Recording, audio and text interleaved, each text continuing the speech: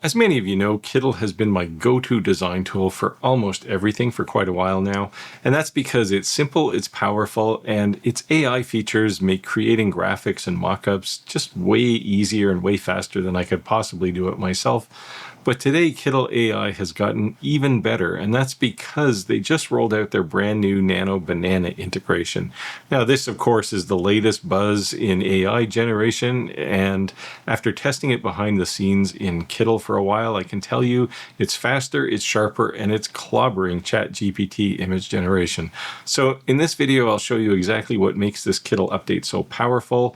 I'm going to run through some quick image samples, and then I'll jump into one of my previous smartboard projects and show you how this can instantly level up those existing designs as well.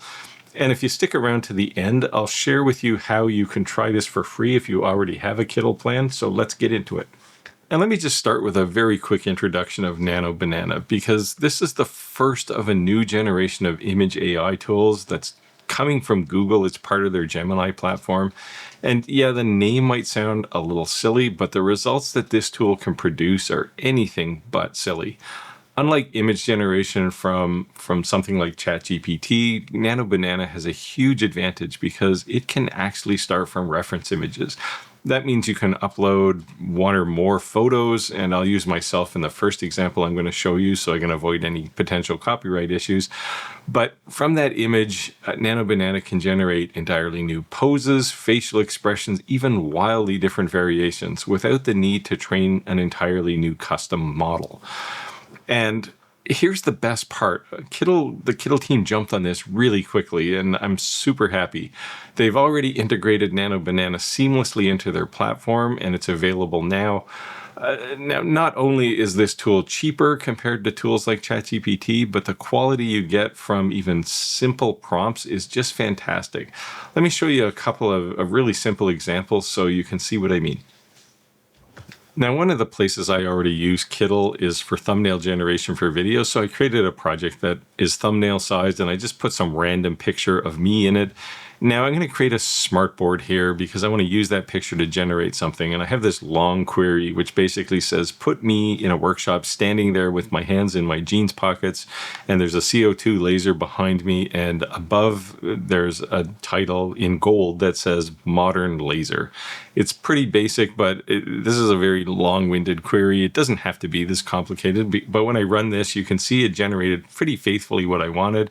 Now notice in the original, I'm staring off to the left, my left, and in the photo, in the thumbnail, I'm looking straight at the camera.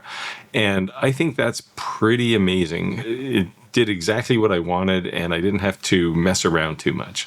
Now I can carry this a little further. I can create another smartboard, and I can add a new prompt to basically say, make my shirt blue. Everything else is perfect, but make my shirt blue. And you can see when I run that query, nothing else in this image changed, just the color of my shirt.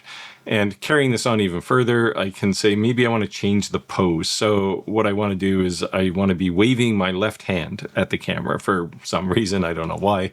And when I run the query, you can see it specifically grabbed my left hand. And again, nothing else in this image changed from the previous one.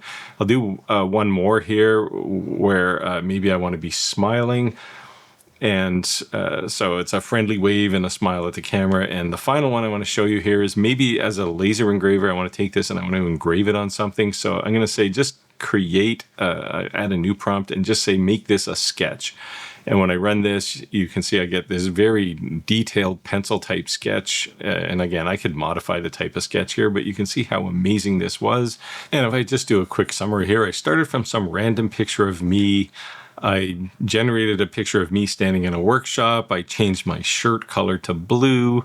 Then I decided I wanted to wave at the camera and added a subtle smile. And finally, I created a sketch of this picture. And all of this just makes this so much easier to use. You can see it's very linear. Now I can easily branch smartboards off. So maybe I wanted a much bigger smile or a smaller smile. Maybe I wanted a frown. I could create branches of smartboards for those and create new prompts for those and carry on from there.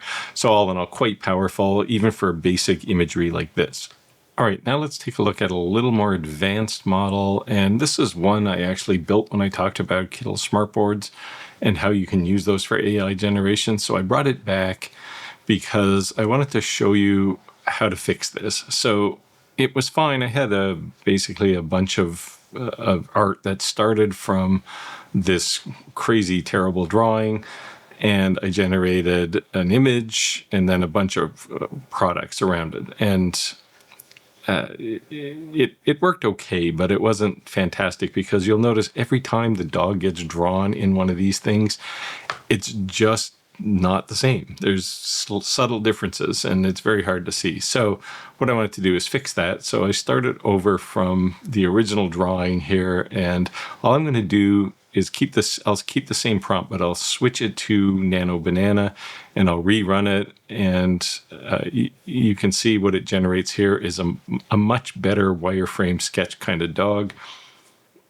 And then I can go to the next thing, which was the coaster, and regenerate that again with Nano Banana. And when it shows up here, if we zoom in a little bit here, you'll see that the dog is exactly the same. There's no pixel differences between them. And that's the nice thing about Nano Banana. It's very predictive. Now, the next thing to do is to jump over to my product shots and start modifying those.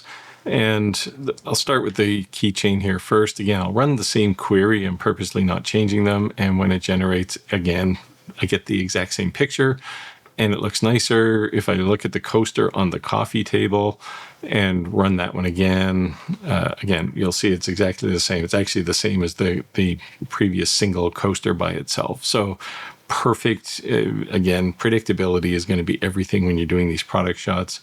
And the coasters on the table, that one generated quite nicely. Now, the drink one I wasn't quite as happy with.